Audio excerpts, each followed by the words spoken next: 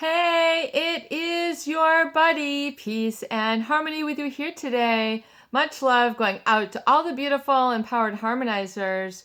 We are zooming in and focusing in on a great viewer question, and that is how they feel about healing, how they feel about moving on, how they feel about recovery after they've been in a relationship with someone who has been abusive, manipulative, controlling. They've lost power to this individual, and they feel kind of like a tinge of guilt moving forward. They feel like perhaps they're becoming too selfish. They fear that they're becoming like a narcissist, and so oftentimes this is an inhibitive factor, which will prevent people from living their life to the fullest, to feeling happy, energized, revived, being able to associate with people and not get triggered, not get put down, not get insulted. In other words, life is good again. The people around you aren't trying to target you. They're not trying to scapegoat you. They're not trying to, have a hidden agenda where they're being friendly in order to have something else in return, or lead you or mislead you that they're nice and pleasant, and then they turn and twist on you. That's a very hurtful situation.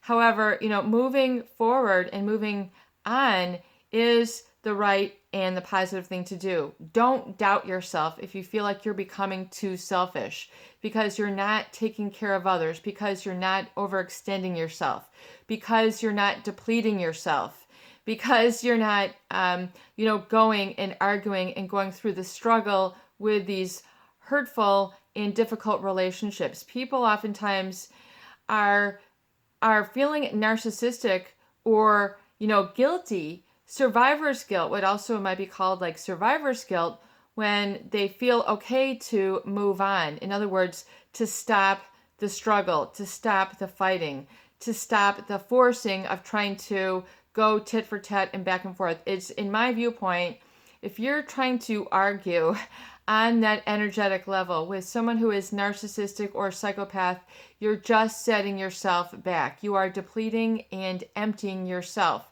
to the point where you'll feel exasperated, exhausted, unhappy, like you lost something and now you feel lost. That aftermath of being in a room, an event, a get-together, a conversation with someone who is chronically narcissistic. And not only are they pathologically involved and self-important, but they tend to just try to knock others down as a way of just what they do. Just like they will lie for no reason, they'll put down others for no reason. It's an instant dopamine hit.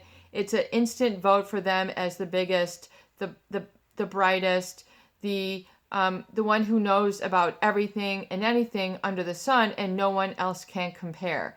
So once again, we see the narcissist and the psychopath wanting to steal the show, steal the limelight, steal the attention, have all the conversation going in ways that are controlling and manipulative, especially for those people who are easy targets: the elderly, the young, the naive, the uninformed, those who have been traumatized in the past. These all make up a huge pool, a huge resource for people who are narcissistic and psychopathic to take them on like low-hanging fruit. Oh no, look at you, you're so kind, you're non-confrontational, let me focus in on you. You're the one who's so tolerant and who is really, altruistic, let me take advantage of you. So these people, they don't outright say it, they just go ahead and do it. And so people oftentimes don't know how to move on until they're in this emotional quicksand where they feel stuck. They feel like the freeze, the fight or flight, and they're in that freeze moment. Like Pete Walker says, in the fight or flight, some people just freeze. They don't know what to think. They don't know what to do. They don't know what direction to take. So they don't take any at all. But when you make no decision, you're making the choice to stay stuck, to not confront it, to not face it, to not learn the skill to get you out of there, out of that situation. And,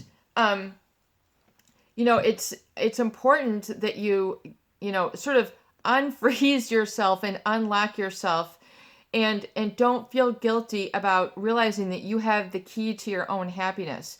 You've just handed it over to a narcissist. You've handed over the key to your happiness to them. You've given them power. You've given them the strings. You've given them the puppeteer status where they can come in and just pull your arm, pull your leg, pull your head. There's too many strings attached. There's an attachment problem. There's an energetic pull that is not in your best interest. It's out of your regular plane of motion. It's, the way your shoulder moves, the way your torso moves, these are natural planes of movement. And when you're in a relationship, you've got a natural plane of movement for happiness and for focus. But this balance is thrown way out of balance when you're in a relationship or you've had back and forth communication exchange with someone who has a hidden agenda, who is narcissistic, who is pathologically self-absorbed, self-important. They don't care who they give the looks to, try to put you in your place before you even have gotten there. These people who have these preconceived notions and judgment about, I've got to knock down, this is their thought, I have to knock down this person, I have to give disapproval, I have to give rejection, I have to give them my 1-2 punch. People who are narcissistic, they know their moves. They know the looks that hurt. They know the looks that kill. They know how to push buttons. Even when they're not talking, they know how to push buttons. So by not talking, they push the button, I'm ignoring you. You are worthless. You are unimportant. Despite all the fact that you've given for them, you've been there for them, you've been more than courteous, they're just going to take away your goodness. They're not going to see it for what it is because they don't want to have a positive exchange. They don't feel that you should be included. For whatever reason, they get a high, a rush, an up, a superior, an ego boost, an ego, what do you call it? An ego stroke. Where people just blow them up and puff them up. These people are puffed up energetically, and not in a good way, in a very uncomfortable and negative way. Meaning, they're trying to make themselves look bigger and take up more energetic space. And oftentimes this means pushing people away, putting them into a corner, putting them in a bad position, saying something that makes them awkward. So, and then if you have been involved in this, where you were staying in that emotional quicksand and you felt that you were just kind of stuck, up to your head, over your head, up to your waist, wherever it is, you felt that freeze moment, don't feel bad about getting out of the emotional quicksand. Don't feel guilty. Don't say that you're narcissistic by doing this. Don't feel that you're joining the ranks of the narcissist by saying no, by not engaging, by not, getting in, being a force to their counterforce, where you constantly have to react to them. Get a chance to get some space, some personal space and separation, and get a sense of your independence, autonomy, and your worthiness. If you've been made to feel unworthy for so long by someone who has painted that label on you because it suits them, then realize their agenda. Realize that this is what they do. This is who they are. You just happen to be a witness. So if you step out, it's like Elvis is leaving the building. I'm stepping out.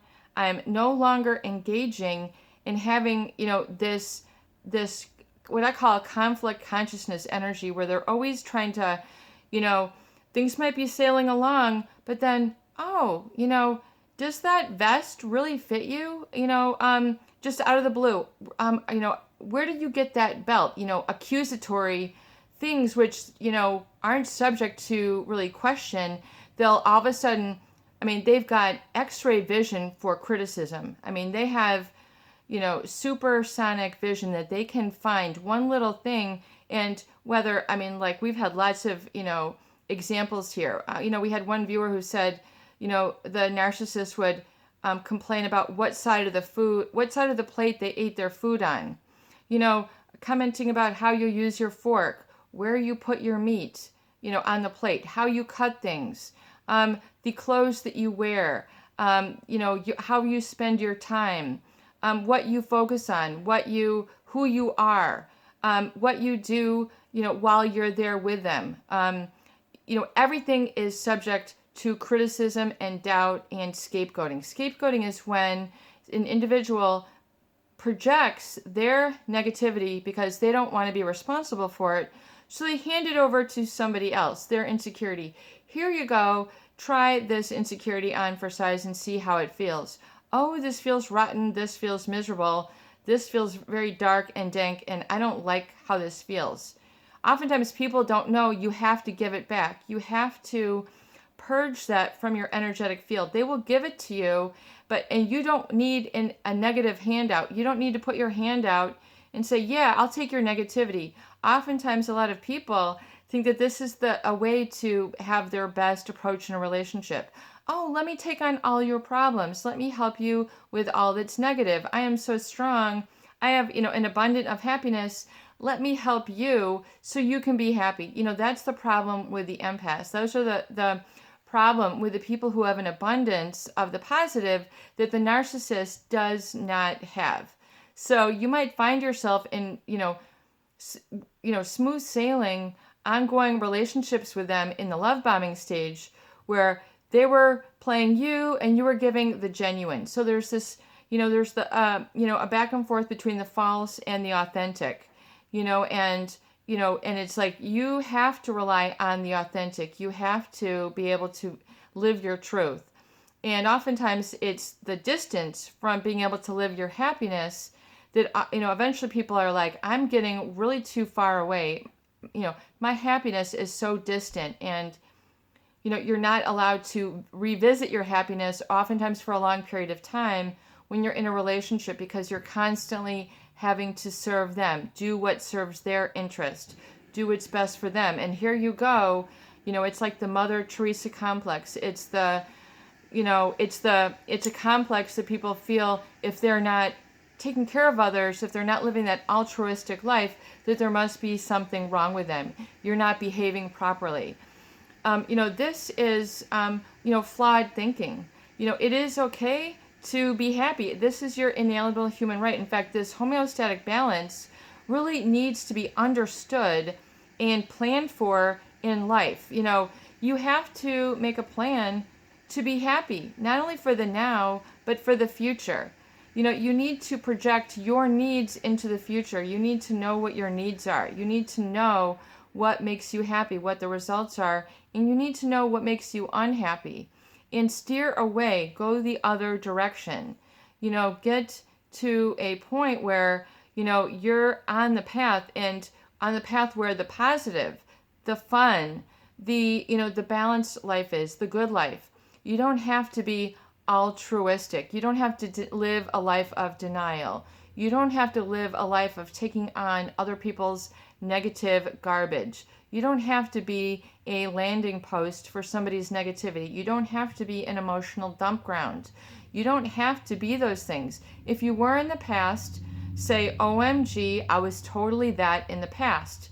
OMG, I did not know better. OMG, I'm so glad I realize and recognize it now, and I can do other things, make other choices that are better for me no matter what, when, who, or where it is. I know that I have the power of choice, and my personal power will reign, and I will be in touch with that source energy, because that is really where the divine wants you. It's kind of like, and I say the divine because really energetically, once you are in alignment, meaning the life that you want and the life that you have is matching up. There is an energetic match there. Then it's to say, okay, now I'm getting a feel for what it feels like. I know how to say no to negative energy. I know how to ground it outside of myself. And looking for different tools. We talk about earthing. I talk about the rocks. The ones that are especially good for grounding and taking away negativity is black tourmaline. So you can get these, and these are wonderful. I mean, for people who are sensitive to earth elements, minerals, and rocks, the black tourmaline, it's got beautiful sheen and fiber, and it's called black tourmaline. Some people make jewelry out of this. I love the sacred stones as well as that of rose quartz. This is emanating love energy. I don't know if you can see that. It's like a pink, and it's a real good grounding and channeler for the positive in my viewpoint and in my experience. So you really need to get rid of that negativity and give it back to the person. So knowing that in your heart that it's going to bounce off of you and go right back to them. If they want to belabor all sorts of, projection and disapproval and, things that, are rude, mean, selfish, let them go on. Do not take part of it. Unfortunately, you have to decline the invitation to feel negative. No, thank you. I apologize. I cannot accept that invitation. Those people who want to drag you in, it's a way for them to discharge a lot of their own security. So you can't see them for who they are. They might have a flaw. They might have a big flaw.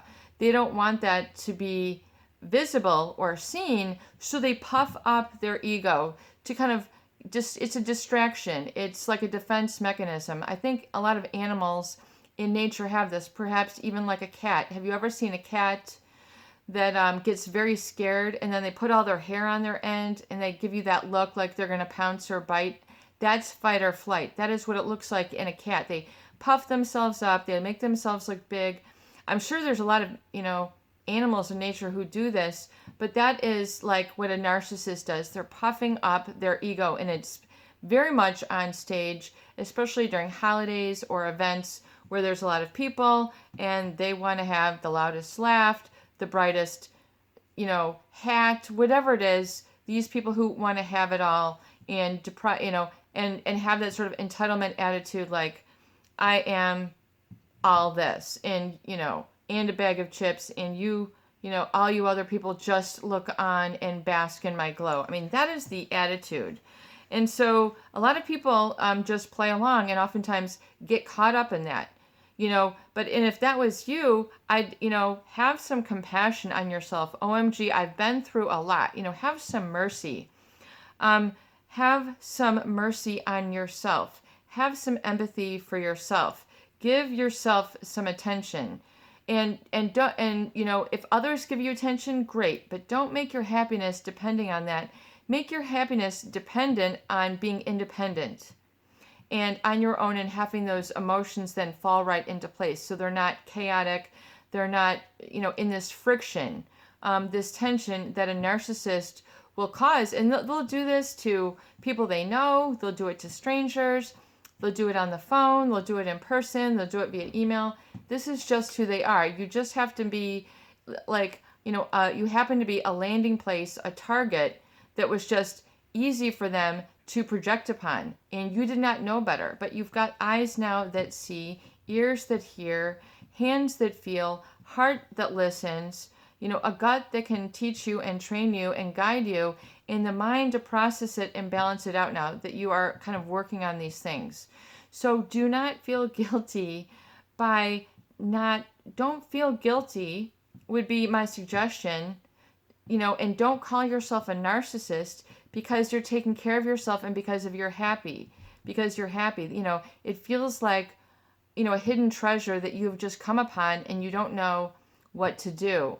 You need to kind of hoard your happiness a little bit. You need to be able to really build it up. You need to be able to proclaim that for yourself and have it and sort of keep it like your own little secret, make it what makes you happy. And then that you can bring with you no matter where you go, when you go, who is there, what they're saying, what they're doing. No matter what, you've got you. You're kind of like your best ally. When you get into that, that's really what self-love is. It's about really saying, amen. I'm there for myself, and that way I can be there for other people and do it in a balanced way. People who are narcissistic, oftentimes they strive to get people off balance, saying things that upset, and that they know will upset. They're very uncooperative in this. It can be very unpleasant.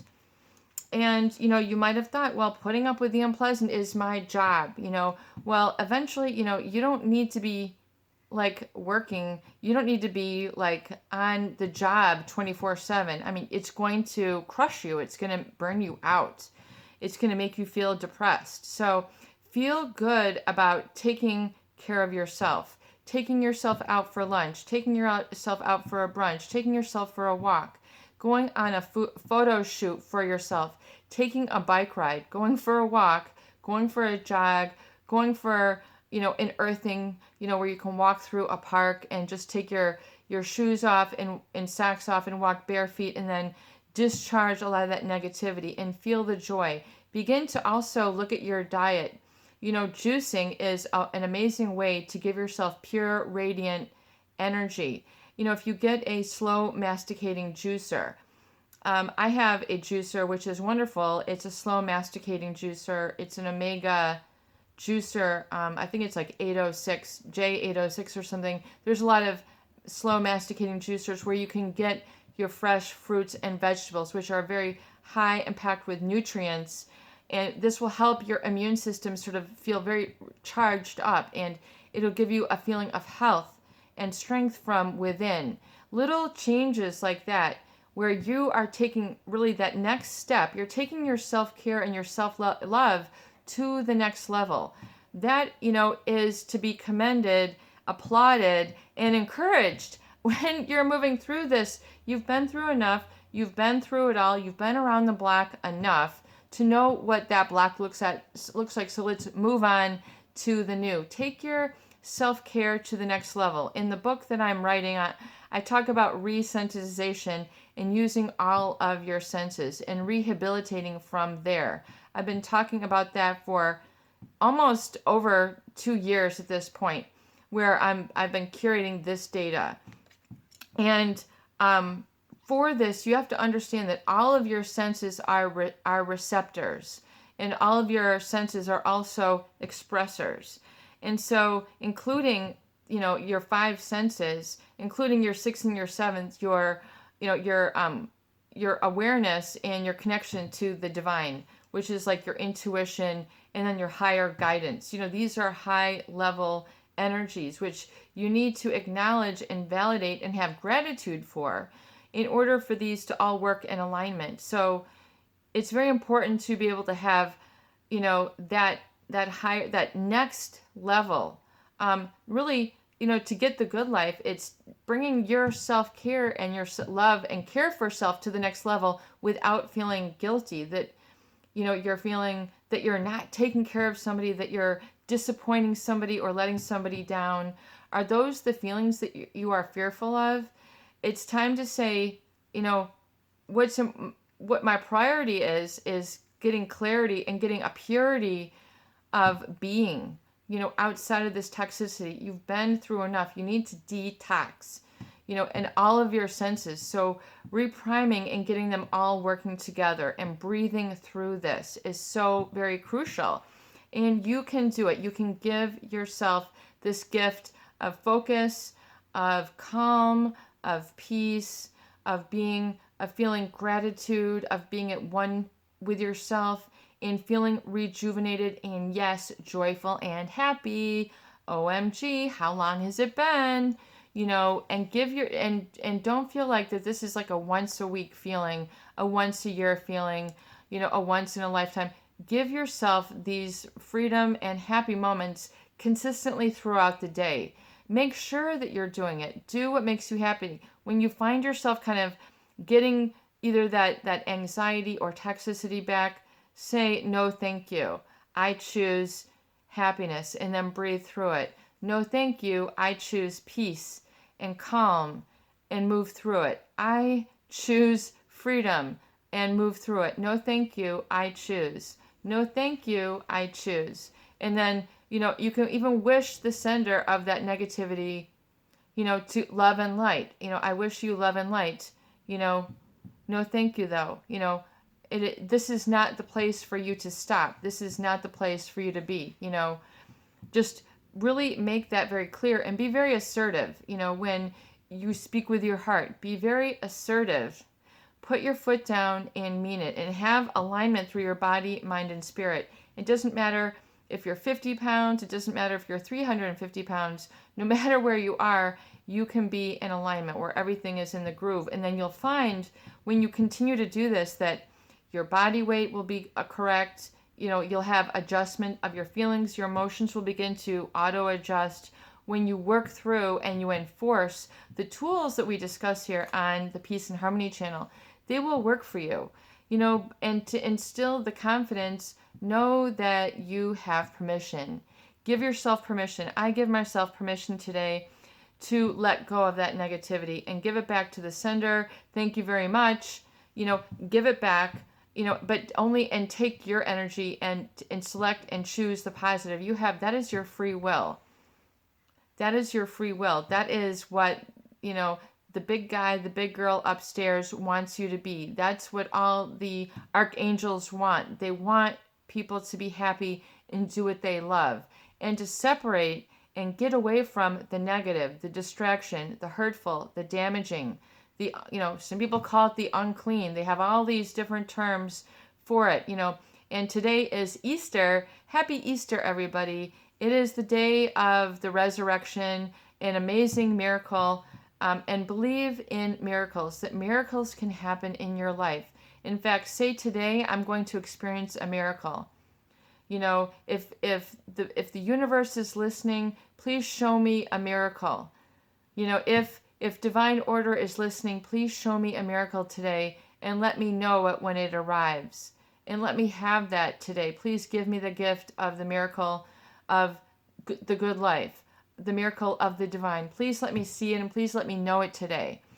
Ask and being able to have this interaction and this discourse with the divine and the higher power. Give it a chance. Give yourself a chance to feel the glory, to feel the beauty, to feel the miracle of life, of the power of the positive and your personal power. We, as human beings, literally have power. We literally have a creative power. We have the creator within us. That is your ability to be creative. Oh, peace and harmony. I knew you knew it. I'm creative in this and I should be doing this, and so it's like, once you do that, you can't you get further and further away from simultaneously being unhappy and being happy. You begin to make those choices more and more and more, the more that you focus on it and the more that you do it and apply it. You have to apply these tools. You have to use the tools. You can know it intellectually, but you have to actually go and do it. You have to take your recovery date. You have to do your discovery journal. You have to do your emotements. You have to do your astralmations. You have to do, these things. You have to write out all the sections that we discuss in the book. You have to have all these going on. You got to have it going on for yourself. Give yourself permission. Amen to that today. And hallelujah. This is your buddy, Peace and Harmony, with you here today. And I hope that these videos do help. Please do share and please subscribe and donate for more great tools, videos, discussion, and support. Peace out. Happy Easter today and every day. Rejoice and lift up your hands and say, yes, I accept the miracle of life today. I accept it now, today, and forever. Amen.